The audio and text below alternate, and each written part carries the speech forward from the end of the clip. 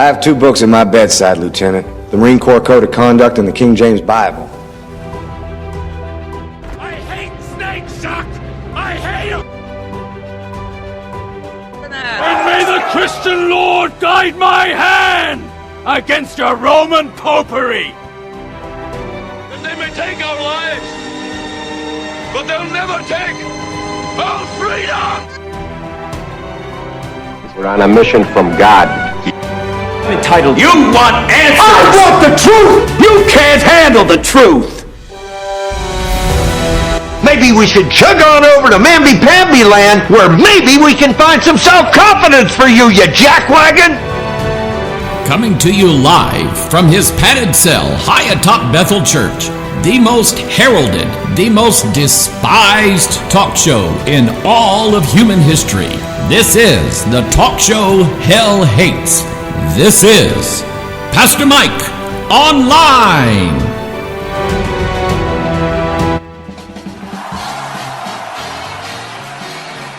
And here we are coming to you almost live from our top secret broadcasting bunker. This is Pastor Mike, and I'm online with you today. Good to be with you today. I'll be honest with you.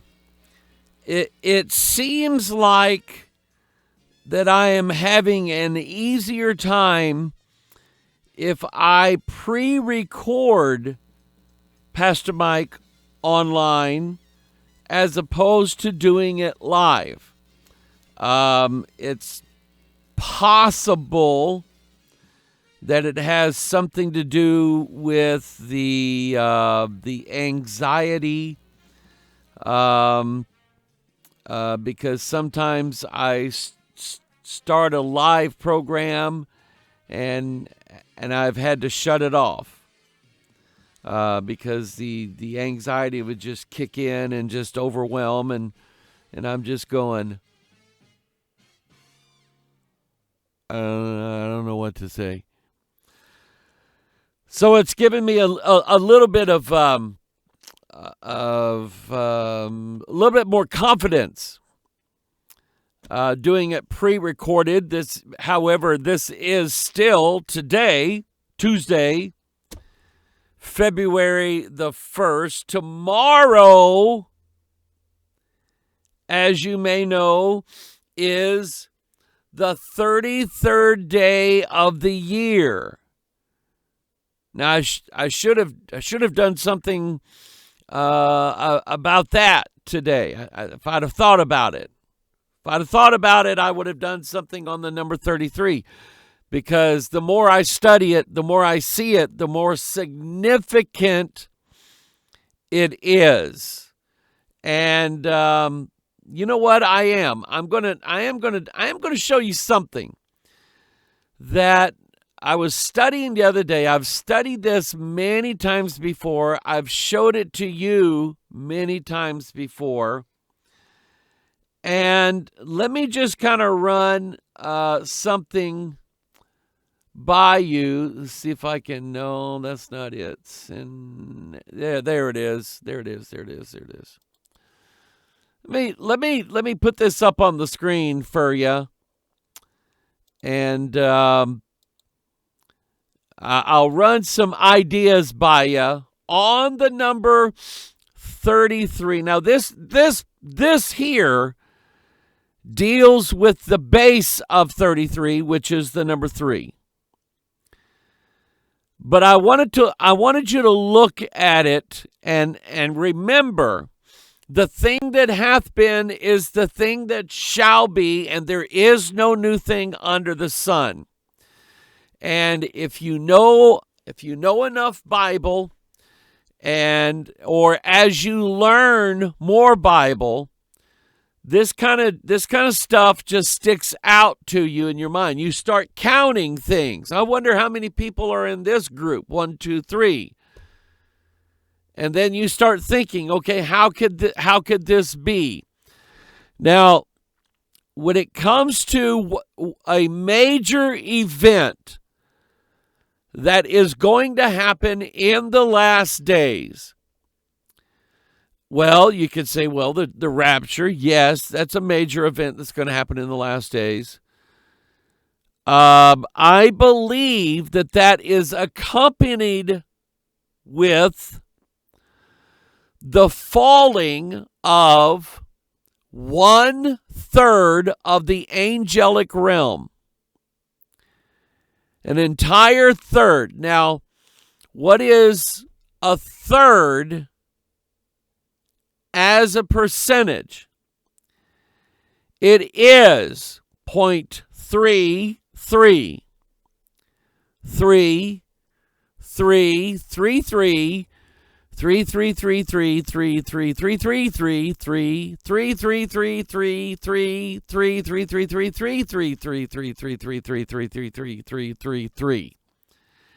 And then a bunch of threes after that. It is ad infinitum.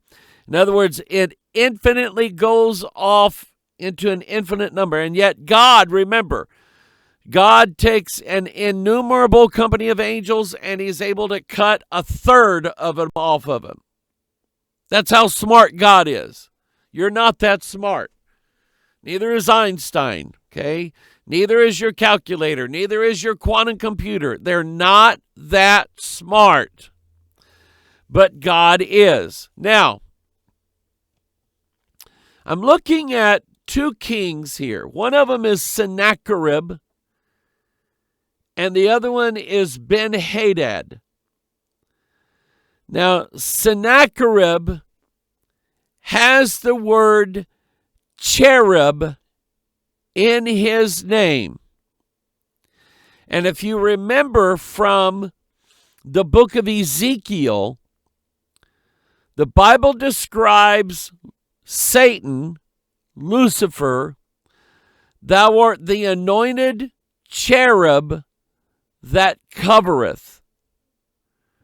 So it's very, very possible. This story in 2 Kings, most of it looks like in chapter 19, about Sennacherib,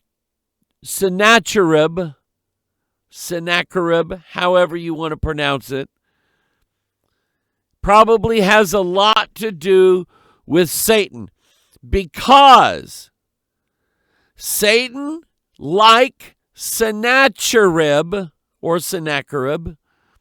wants to invade and take over the holy city.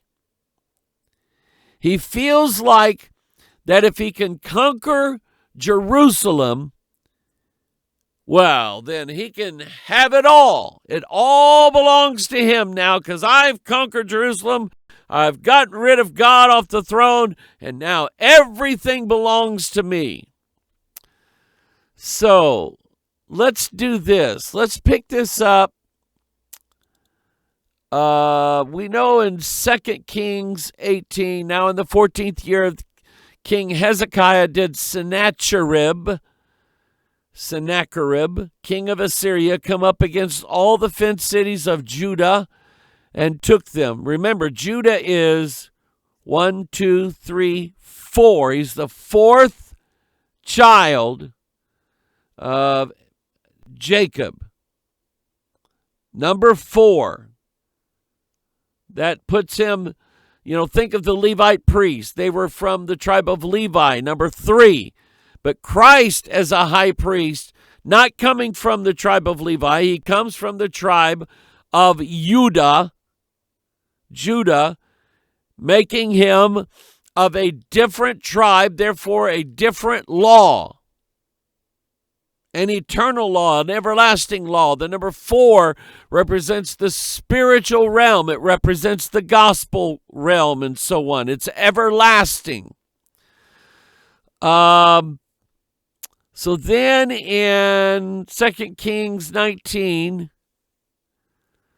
verse 16, Lord, bow down thine ear and hear, open, Lord, thine eyes and see, and hear the words of Sennacherib, which hath sent him to reproach the living God. Of a truth, the Lord Of a truth, Lord, the kings of Assyria have destroyed the nations and their lands, and have cast their gods into the fire, for they are no gods, but the work of men's hands, wood and stone, therefore they have destroyed them.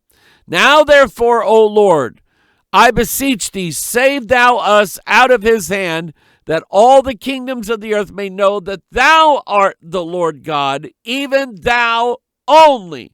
You see, Sennacherib is not only launching a war against all of these earthly kingdoms, he's launching a war against their gods, which is pretty easy to do, because all you have to do is pick the god up and drop it into the fire. Whoosh! And thus you have burnt God. Okay? That's how easy that is, because they are no gods that are made by the hands of men. And Sennacherib thinks that the Lord, Jehovah, is the same way. That he can kill the Lord Jehovah just like he killed all the gods of all the kingdoms that he's possessed before. Well, he's just a little bit nuts. Just a little crazy. He's missing oil out of one cylinder. Okay, that's what I'll say. Misfiring on one crankcase. But anyway, verse 20. Then Isaiah the son of Amoz sent to Hezekiah, saying, Thus saith the Lord God of Israel, that which thou hast prayed to me against Sennacherib king of Assyria, I have heard. This is the word which the Lord has spoken concerning him. The virgin of the daughter of Zion hath despised thee, and laughed thee to scorn. The daughter of Jerusalem hath shaken her head at thee. My, Sennacherib, what do you think you're doing? Like that. Verse 22, whom hast thou reproached and blasphemed? And against whom hast thou exalted thy voice and lifted up thine eyes on high? Even against the Holy One of Israel. By thy messengers thou hast reproached the Lord, and hast said, with the multitude of my... Oh, watch this now. Watch this. Multitude of my chariots. What kind of chariots are those going to be? Yeah, you know what I'm thinking. I'm thinking like UFOs. Those kinds of chariots. The multitude of my chariots, I am come up to the height of the mountains, to the sides of Lebanon, and will cut down the tall cedar trees thereof, and the choice fir trees thereof, and I will into the lodgings of his borders, and into the forest of his Carmel. And I have digged and drank strange waters, and with the sole of my feet have I dried up all the rivers of besieged places. Hast thou not heard long ago how I have done it, and of how ancient times that I have formed it? Now have I brought it to pass that thou shouldest be to lay waste fenced cities into ruinous heaps. Sort of sounds like the Borg from Star Trek, The Next Generation. We are the Borg. Resistance is futile. Sort of sounds like that. In other words, don't even try to fight, because if you do, you're going to lose. Verse 26, therefore their inhabitants were of small power, and they were dismayed and confounded. They were as the grass of the field, and as the green herb, as the grass on the housetops, and as corn blasted before it be grown up. But I know thy abode, and thou going out, and thy coming in, and thy rage against me, because thy rage against me and thy tumult has come up into my ears. Therefore will I put my hook in thy nose, and my bridle in thy lips, and I will turn thee back by the way which thou camest. And this shall be a sign unto thee: ye shall eat this year such as things such things as grow of themselves, and in the second year that which springeth of the same, and in the third year sow ye and reap and plant vineyards and eat the fruits thereof. And the remnant that is escaped of the house of Judah shall yet again take root downward and bear fruit upward. For out of Jerusalem shall go forth a remnant, and they that escape out of Mount Zion, the zeal of the Lord of hosts shall do this. Therefore thus saith the Lord concerning the king of Assyria, he shall not come into this city, nor shoot an arrow there, nor come before it with shield, nor cast a bank against it. By the way that he came, by the same shall he return, and shall not come into this city, saith the Lord. God is guaranteed them a 100% complete victory.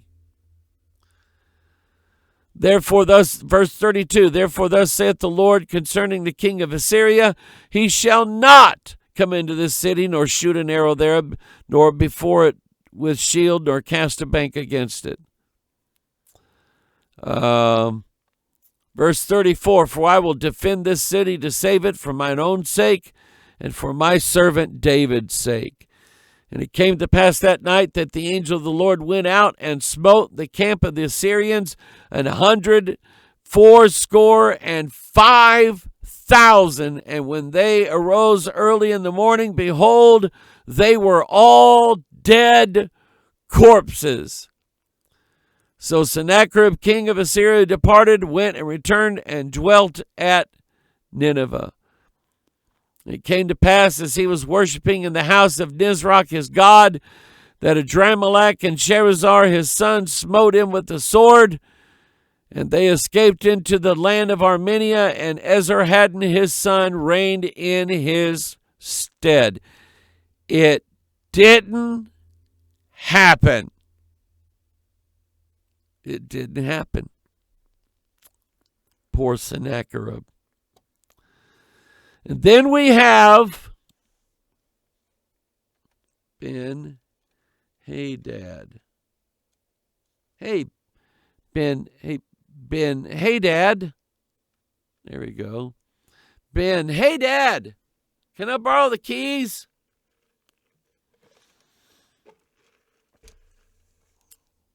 Sounds like a typical teenager, doesn't it? Now, Ben-Hadad. Watch this one. Watch this one. And Ben-Hadad, the king of Syria, gathered all his hosts together, and there were 32 kings with him. What does that make? 33. I'd play the dun-dun-dun. My iPad's busted. I don't think I have sound effects anymore.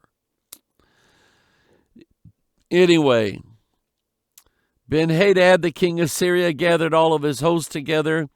There were 32 kings with him, that makes 33, and horses and chariots. And he went up and besieged Samaria and warred against it. And he sent messengers to Ahab, king of Israel, into the city, and said unto him, thus saith Ben-Hadad, thy silver and thy gold is mine, thy wives also and thy children, even the goodliest are mine. The king of Israel answered and said, my lord, O king, according to thy saying, I am, and all that I have.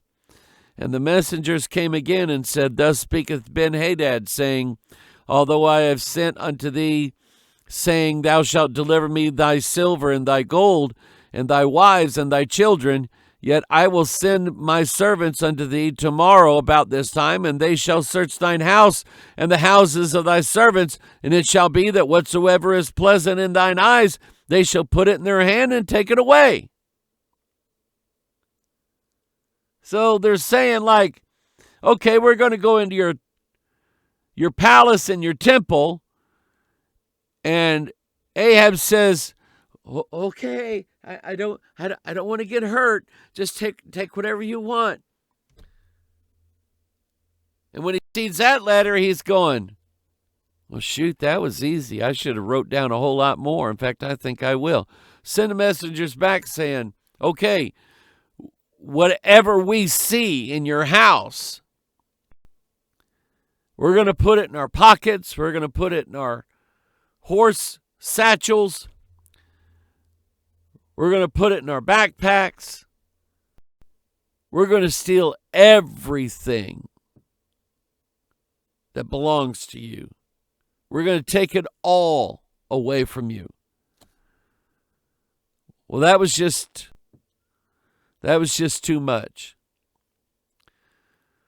So he says in verse 7, then the king of Israel called all the elders of the land and said, Mark, I pray you, and see how this man seeketh mischief. For he has sent unto me for my wives and for my children and for my silver and for my gold, and I denied him not. And all the elders and all the people and said unto him, hearken not unto him, nor consent. Wherefore he said unto the messengers of Ben-Hadad, tell my lord the king all that thou didst send for to thy servant at the first will I do, but this thing I may not do. And the messengers departed and brought him word again. And Ben-Hadad sent unto him and said, the gods do so unto me and more also, if the dust of Samaria shall suffice for handsful of all the people that follow me. The king of Israel answered and said, tell him, let not him that girdeth on his harness boast himself as he that putteth it off. And it came to pass when Ben-Hadad heard this message, as he was drinking. It's always good to have a leader taking you into battle that is stoned out of his mind. It's always good to have that kind of leader. Stoned, buzzed, drunk, out of his mind.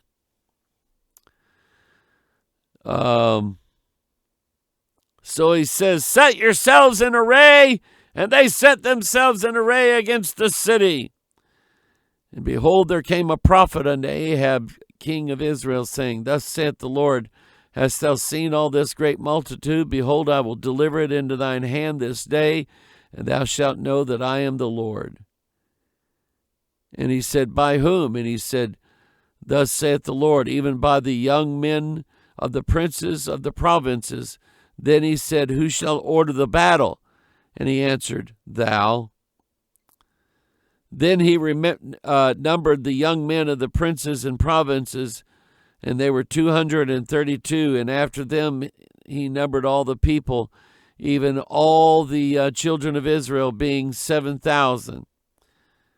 And they went out at noon, but Ben-Hadad was drinking himself drunk in the pavilions, he and the kings, and 32 kings that helped him, 33 altogether. And the young men of the princes and the provinces went out first, and Ben-Hadad sent out and told him, saying, there are men come out of Samaria. And he said, wherefore they be come out for peace, take them alive. Or whether they be come out for war, take them alive. Ahab was like, okay, we'll let them live. So these young men of the princes of the provinces came out of the city, the army which followed them, and they slew every one his man. And the Syrians fled, and Israel pursued them, and Ben-Hadad, the king of Syria, escaped on a horse with the horsemen. The king of Israel went out and smote the horses and chariots, and slew the Syrians with a great slaughter. And the prophet came to the king of Israel and said unto him, go, strengthen thyself, and mark, and see what thou doest, for at the return of the year the king of Syria will come up against thee. And the servants of the king of Syria said unto him, their gods are gods of the hills, therefore they were stronger than we. But let us fight against them in the plain, and surely we shall be stronger than they. You know, there's a song that's named after that, that's mentioned after this song, after this passage. You know, the God of the mountains is the God of the valleys. Bet you didn't know that's where that came from. But that's where that came from. So he said, verse 24, and do this thing, take the kings away, every man out of his place, and put captains in their rooms, and number thee an army like the army that thou hast lost, horse for horse, and chariot for chariot, and we will fight against them in the plain, and surely we shall be stronger than they. And he hearkened unto their voice and did so. By the way, this is a picture of two great battles that the Lord fights against his enemies. The first battle is the one the Lord fought when he was, let's see, what age would he have been? He would have been 33 on Mount Calvary. And he beat all his enemies against whom he fought. So the devil's been sitting sulking now for 2,000 years going, you know, his gods may have been the gods of the mountains. But I bet if we try to take him in the valley, it won't work so well for him. Yea, though I walk through the valley of the shadow of death, I will fear no evil, for thou art with me, thy rod and thy staff, they comfort me. And so,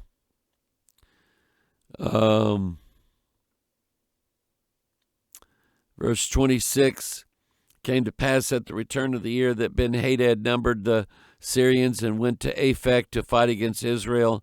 And the children of Israel were numbered and were all present and went against them. And the children of Israel pitched before them like two little flocks of kids. But the Syrians filled the country. And there came a man of God and spake unto the king of Israel and said, Thus saith the Lord, because the Syrians have said, The Lord is God of the hills, but he is not the God of the valleys. Therefore will I deliver all this multitude into thine hand, and ye shall know that I am the Lord. And they pitched one over against the other 7 days, and so it was that in the seventh day the battle was joined, and the children of Israel slew the pants off the Syrians. I added that in. Slew of the Syrians 100,000 footmen in 1 day. But the rest fled to Aphek unto the city, and there a wall fell upon 27,000 of the men that were left. And Ben-Hadad fled and came into the city, into an inner chamber. And his servant said unto him, Behold, now we have heard that the kings of the house of Israel are merciful kings. Let us, I pray thee, be put sackcloth on our loins and ropes upon our heads, and go out to the king of Israel. Peradventure he will save thy life. So they girded sackcloth on their loins, put ropes on their heads, and came to the king of Israel, and said, Thy servant Ben-Hadad saith, I pray thee, let me alive. And he said, Is he yet alive? He is my brother. Now the men did diligently observe whether anything would come from him. Then Ben-Hadad came forth to him, and he caused him to come up unto the chariot. And Ben-Hadad said unto him, The cities which my father took from thy father, I will restore, and thou shalt make streets for thee in Damascus. And as for my father, as my father made in Samaria. Then said Ahab, I will send thee away with this covenant. So he made a covenant with him and sent him away. And certain men of the sons of the prophets said unto his neighbor in the war of the Lord, or the word of the Lord, smite me, I pray thee. And the man refused to smite him. And then he said unto him, because thou hast not obeyed the voice of the Lord, behold, as soon as thou art departed from me, a lion shall slay thee. And as soon as he was departed from him, a lion found him and slew him. Must have been a pretty tasty meal. Then he found another man, and he said, smite, I pray thee. And the man smote him, so that in smiting he wounded him. So the prophet departed and waited for the king by the way, and disguised himself with ashes upon his face. And as the king passed by, he cried unto the king and said, thy servant went out into the midst of the battle, and behold, a man turned aside and brought a man unto me and said, keep this man, if by any means he be missing, then shall thy life be for his life, or else thou shalt pay a talent of silver. And as the servants was busy here and there, he was gone.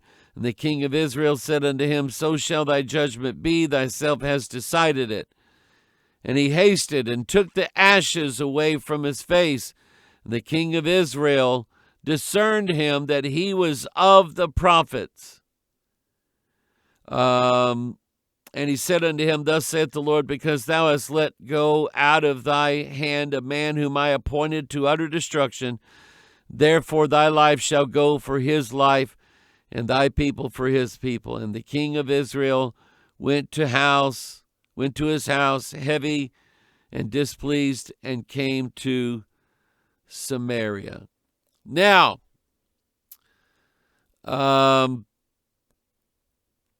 that's a little bit of a lesson on the number 33.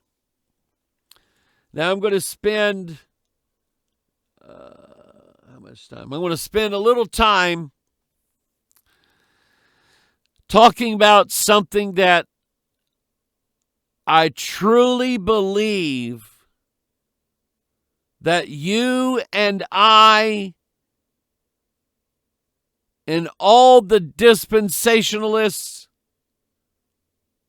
and all of that, and in fact, every believer, no matter what they believe about the end times, I believe that we are going to suffer some type of persecution. Some type. Maybe a small amount, maybe a big amount.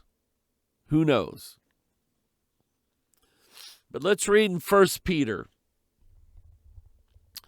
1 Peter is one of the chapters, one of the books, 1st and 2nd Peter, that when I really got a hold of them early on in my study,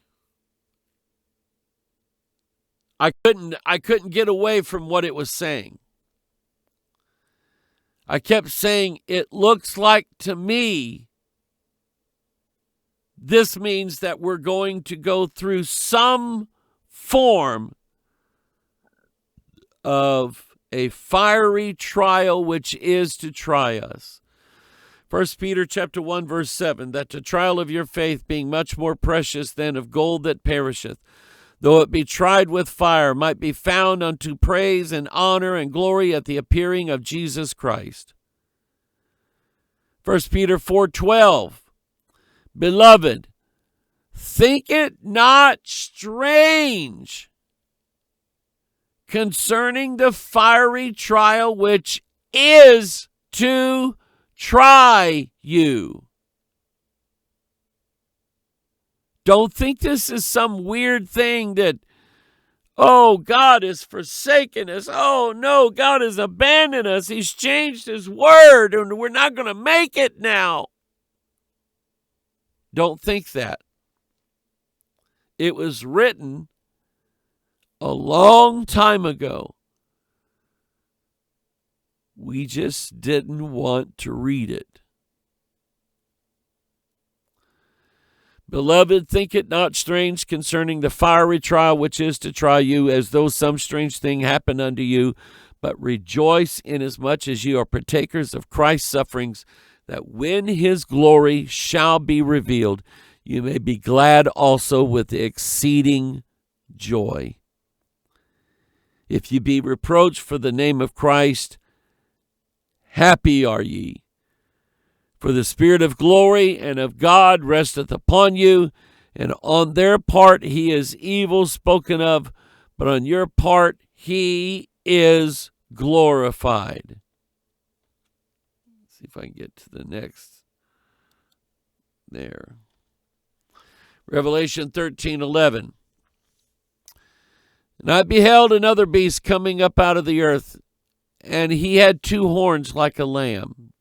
Now, here's my question. Is this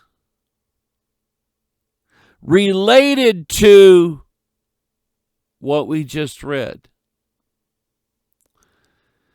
Verse 12, he exerciseth all the power of the first beast before him, and causeth the earth, them which dwell up thereon, to worship the image of the first beast, whose deadly wound was healed. And he doeth great wonders, so that he maketh the fire come down from heaven on the earth in the sight of men. Makes you wonder, doesn't it? If those two events may not be related. One may not have to do with the other. I don't know. But I do know that you and I are appointed to a time when fiery trial will be upon us. In the story of Elijah and his showdown with the 50 men, and they were trying to light the wood, the sacrifice, the altar on fire. 1 Kings 18:22 says, Then said Elijah unto the people, I, even I, only remain a prophet of the Lord, but Baal's prophets are 450 men. Let them therefore give us 2 bullocks, and let them choose 1 bullock for themselves, and cut it in pieces, and lay it on wood, and put no fire under, and I will dress the other bullock. I think it's neat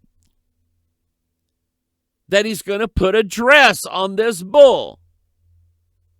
Because after all, that's probably what their god looks like. It's an androgynous god. It's a bull with lipstick and earrings and a real nice, beautiful dress. Or maybe I'm wrong about that part. But anyway, verse 23, Let them therefore give us 2 bullocks, and let them choose 1 bullock for themselves, and cut it in pieces, and lay it on the wood, and put no fire under, and I will dress the other bullock, and lay it on wood, and put no fire under. And call ye on the name of your gods, and I will call on the name of the Lord, and the God that answereth by fire, let him be God. And all the people answered and said, It is well spoken. You know what I believe? I believe it's very, very possible that this scenario takes place right in front of our very eyes, right in front of the world's very eyes, whatever. but I think it's going to be a supernatural event. Genesis 13:13. Count the words. Let's count the words. But, didn't get a marker here. I need a magic marker.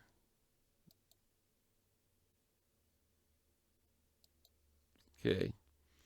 But the men of Sodom were wicked and sinners before the Lord exceedingly. How many words? 13 words. That's what it says in Genesis 13:13. The men of Sodom were wicked and sinners before the Lord exceedingly. Genesis 19:23. The sun was risen upon the earth when Lot entered into Zoar. And the Lord rained upon Sodom and upon Gomorrah brimstone and fire from the Lord out of heaven, and he overthrew those cities and all the plain and all the inhabitants of the cities and that which grew upon the ground. Lot was clearly taken off guard. Clearly taken off guard. Even as Judah and Gomorrah, this is Jude 1:7. Even as Judah and Gomorrah and the cities about them in like manner, giving themselves over to fornication and going after strange flesh, are set forth for an example, suffering the vengeance of eternal fire. It is a fire that never goes out. You know what's interesting is that generally people who are placed in some sort of grave marker or whatever will have an eternal flame sitting by them. Usually,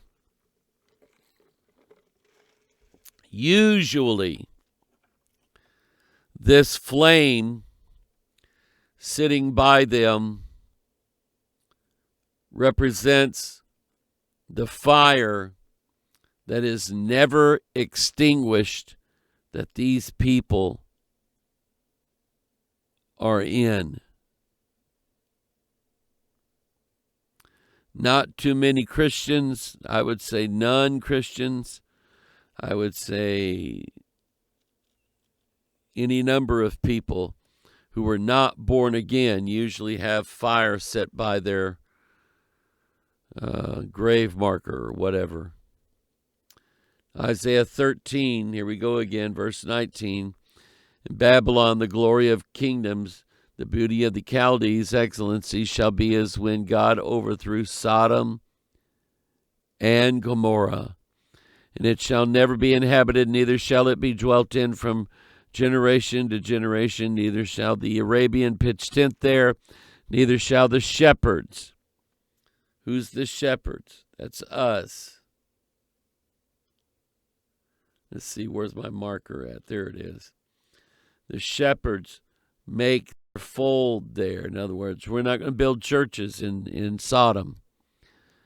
But a wild beast of the desert shall lie there, and their houses shall be full of doleful creatures, and owls shall be there, and satyrs shall dance there, and the wild beasts of the island shall cry in their pleasant, desolate houses, and dragons in their pleasant palaces, and their time is near to come, and her days shall not be prolonged. What a scary thought. Her days shall not be prolonged. Deuteronomy 29, and that the whole land thereof is brimstone and salt and burning, that it is not sown, nor beareth, nor any grass groweth therein, like unto the overthrow of Sodom and Gomorrah Admah, and Zeboim. 1, 2, 3, 4. Which the Lord overthrew in his anger and in his wrath. Even all nations shall say, wherefore hath the Lord done this unto this land? What meaneth the heat of this great anger? Then men shall say, because they have forsaken the covenant of the Lord God of their fathers, which he made with them when he brought them forth out of the land of Egypt. For they went and served other gods and worshipped them, gods whom they knew not, and whom they had not given unto them. They just refused to do it. Now, I have a theory. It's based on Romans 1. Based on Romans 1. Let's see here. Romans 1. That's Acts 27. Romans 1. Here we go. Let's see here. Where is it? Verse 21, Romans 1:21. Because that when they knew God,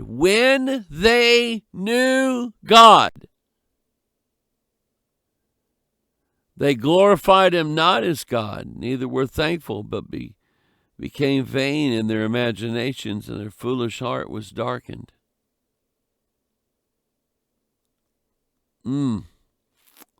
Professing themselves to be wise, they became fools, and changed the glory of the uncorruptible God into an image made like unto corruptible man, and to birds, and four-footed beasts, and creeping things. 4 things there. Wherefore God also gave them up to the uncleanness through the lust of their own hearts, to dishonor their own bodies between themselves. God, I believe, clearly gave them a choice. God gave them a choice. They rejected it. Therefore, God left them without a choice. They get a new religion that's based upon their thoughts, their philosophies of the day. Because they choose not to serve God, then they get the fire and not the glory. Deuteronomy 32:1, O give ear, O ye heavens, and I will speak, and hear, O earth, the words of my mouth. My doctrine shall drop as the rain, my speech shall distill as the dew, and as the small rain upon the tender herb, and as the showers upon the grass. Because I will publish the name of the Lord, ascribe ye greatness unto our God. And folks, it's just that simple. You either want to serve God or you don't. You either hate God and despise him, and believe it or not, I've heard somebody recently tell me, and if I gave you a name, you would go, oh, not them. Yeah, them. That they have just recently decided that they're not church material. They don't want to displease their mom and dad. They don't care about God any at all. And they're just not going, nor are making any plans to serve God in life. I would like for you to pray for this person. Let's say his name is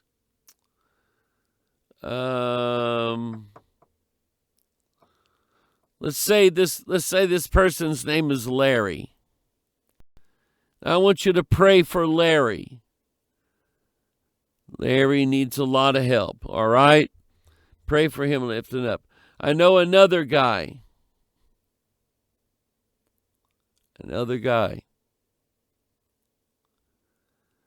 that goes by the name, the street name of Justin.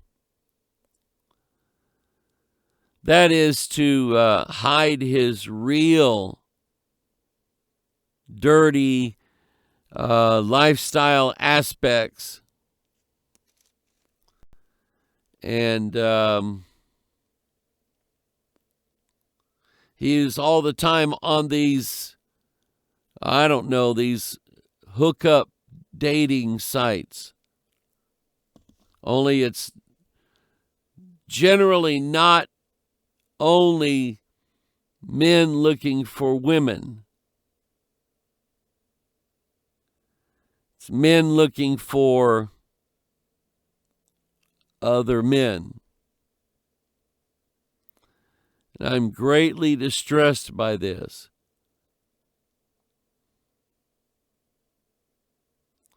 So would you pray for them? Lift them up if you would, please. Because after all, that could be somebody in your family, somebody that you know, somebody that you care about. So pray for them, lift them up, care for them, and I know God will care for you. But remember these prayer requests and many more. They have some really, really, really difficult things to deal with in their life. Mainly this idea that they don't have anything left to live for. And yes, they've talked about that before. So I want you to pray for them. And anybody else that you know that's struggling with sin and you think that they've gone too far, well, I'm here to tell you that you don't know who's gone too far yet. You don't know whether God can save them or not. But God can. And that's what I want to be doing, saving God's people. Lord bless you. Thank you for your love for our ministry. We got some, we have some pretty bad winter storms coming in the next few days. So pray for us. And you guys up in New York and Minnesota, just laugh at us. Okay? Just laugh at us. We don't care. So, all right, this is Pastor Mike. I love you. You're the reason why I do what I do. Think Bible, read Bible, pray Bible, live Bible.